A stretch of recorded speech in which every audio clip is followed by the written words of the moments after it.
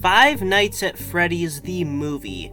Now, this is easily one of the weirdest, development cycles for a movie. I can't think of another movie that's been in the scripting phase for 7 years, but according to Jason Blum's recent tweet, where we can clearly see Freddy Fazbear being designed at the Jim Henson Creature Shop, which that is an amazing thing, okay? Jim Henson puppets are all, amazing. They've, think of any, movie with, impressive puppet work, and it was probably done by them. I'm very happy that they're handling the animatronics, because the animatronics in this movie are gonna look really good. And going off of the sculpt of Freddy right here, he looks insanely accurate. Now, I assume a lot of people are gonna be saying, oh, well, they're just gonna be people in suits based off of this, so, that's gonna be pretty lame. But I think you need to realize that they're probably designing them to be worn by people, yes, but they're also probably gonna shove an endoskeleton inside of them for the simpler things, like when they're just standing in place or performing on stage, doing things that actual Chuck E. Cheese-like animatronics can do. But for the more complicated things, like walking or slamming on the doors or, I don't know, trying to grab the night guard, stuff like that, they're gonna need a person in the suit because an animatronic can't just really do that. So it's gonna look pretty good, though. I assume they'll get people who are definitely fit to do the job of acting as the animatronics, and it's also the Jim Henson Company, so they're probably gonna have some advanced puppetry within the faces and stuff, and I'm sure it's gonna look great.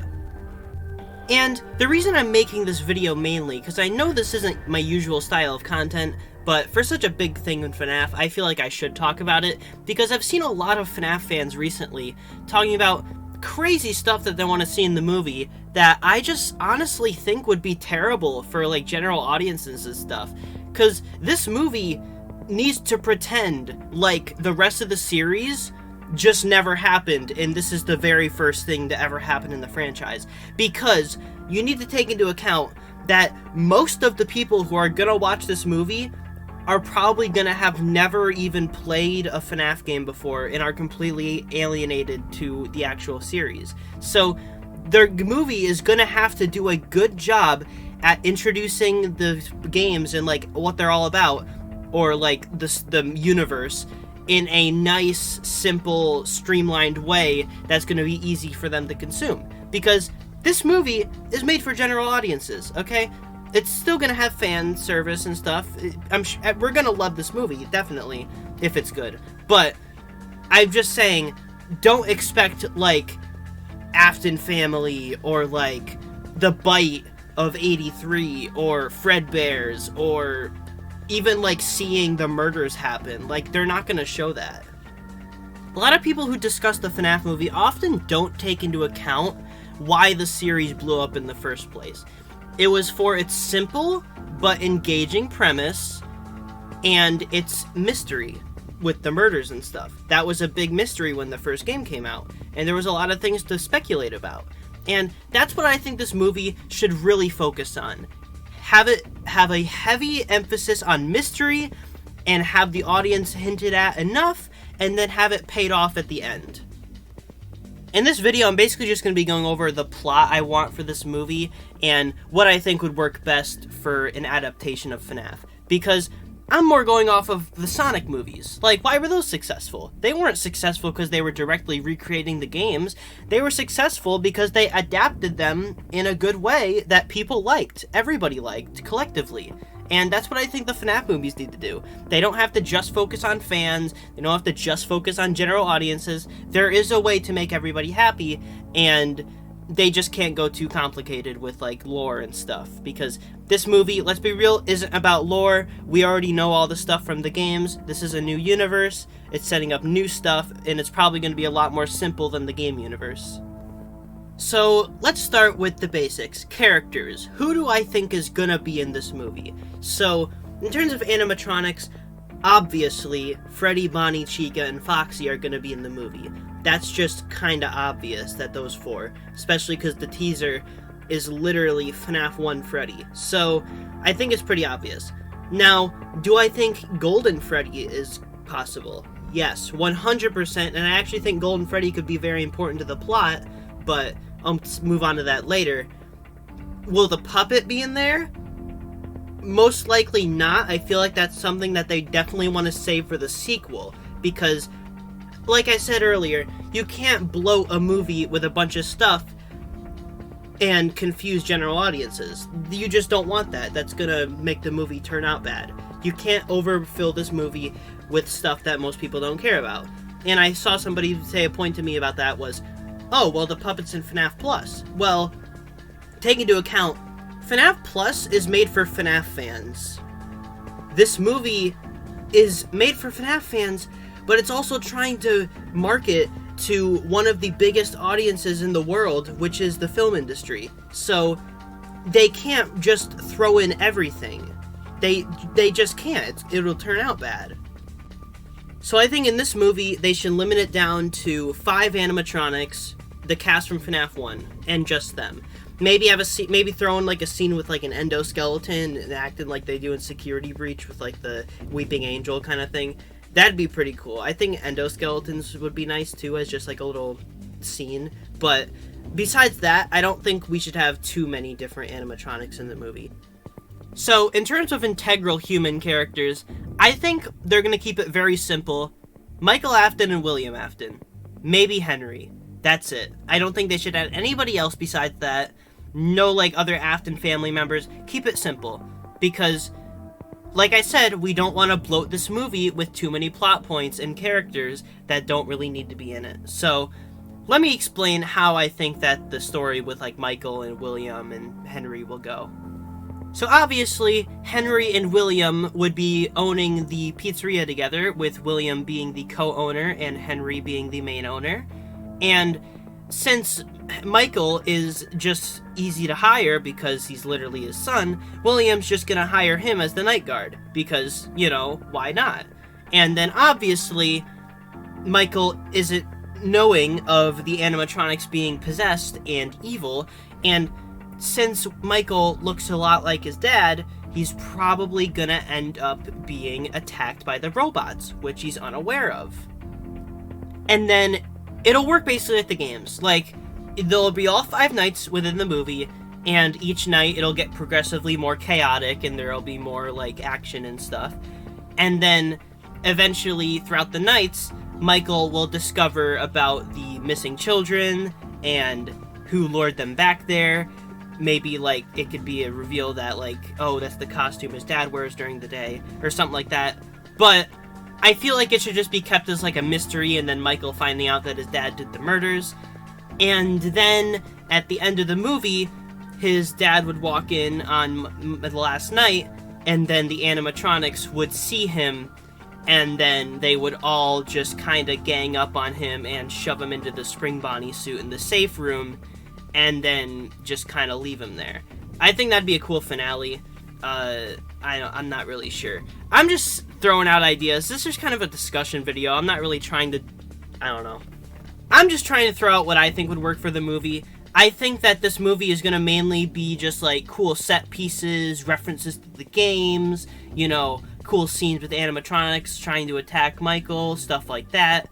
And I think Scott Cawthon, 100% playing Phone Guy. If that doesn't happen, how?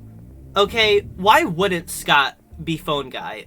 Okay, it's not like they're gonna hire a big actor to play Phone Guy, because, let's be real, Phone Guy doesn't need a big actor, it's just a voice. Like, I don't see how that's like... Also, this movie's probably gonna have no big actors, because Blumhouse makes good movies on the cheap, which usually comes at the cost of big name actors, which usually isn't a problem for horror movies. So, with no big name actors, I don't think we're gonna have any doubts about Scott Cawthon actually playing Phone Guy. I think that's just a given.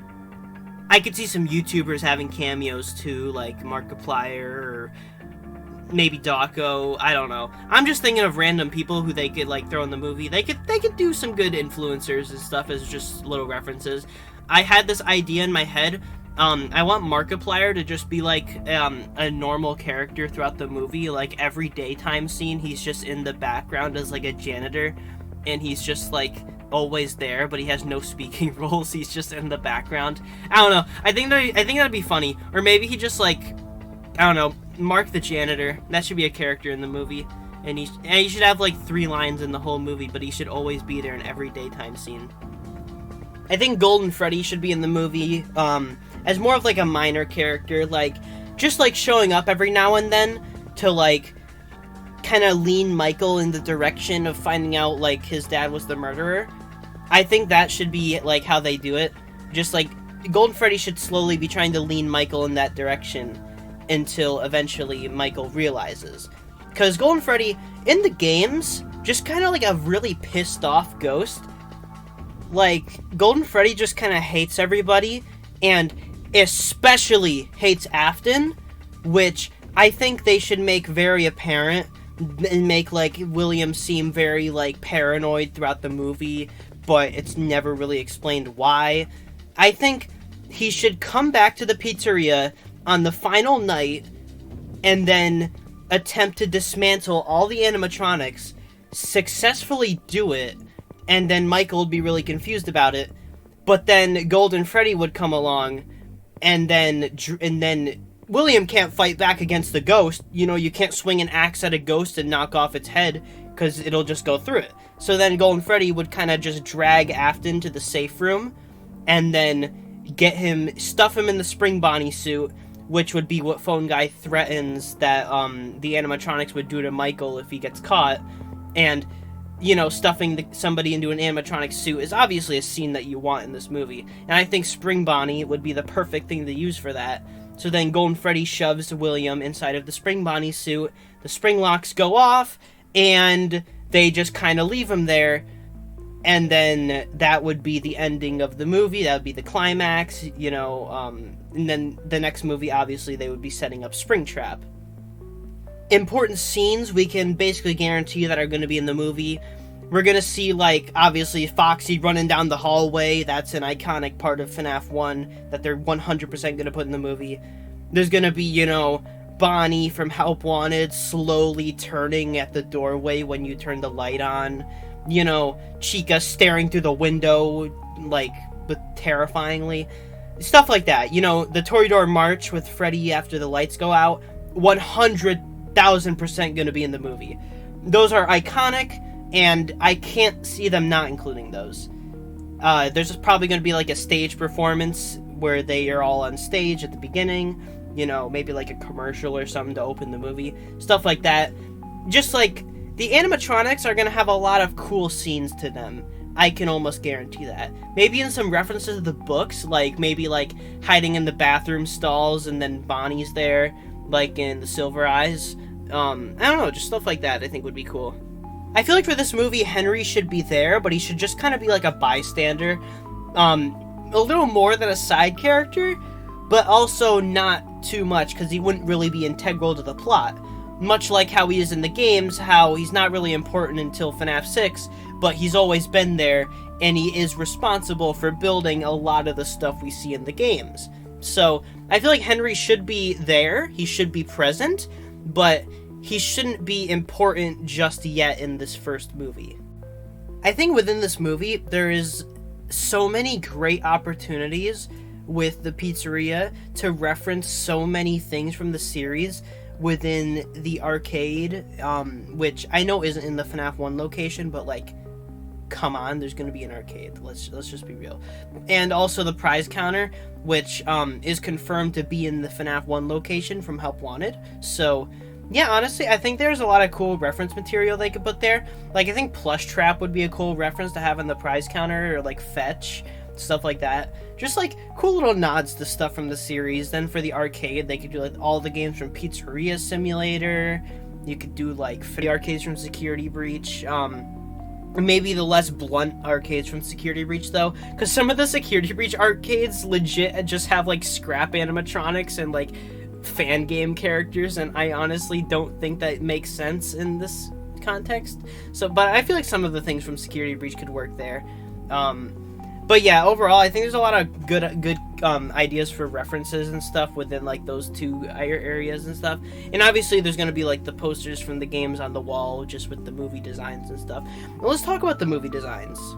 So yeah, what's the movie designs going to be like? So going off of the picture that Jason Blum has provided us, it looks like they're going to look exactly how they do in the games.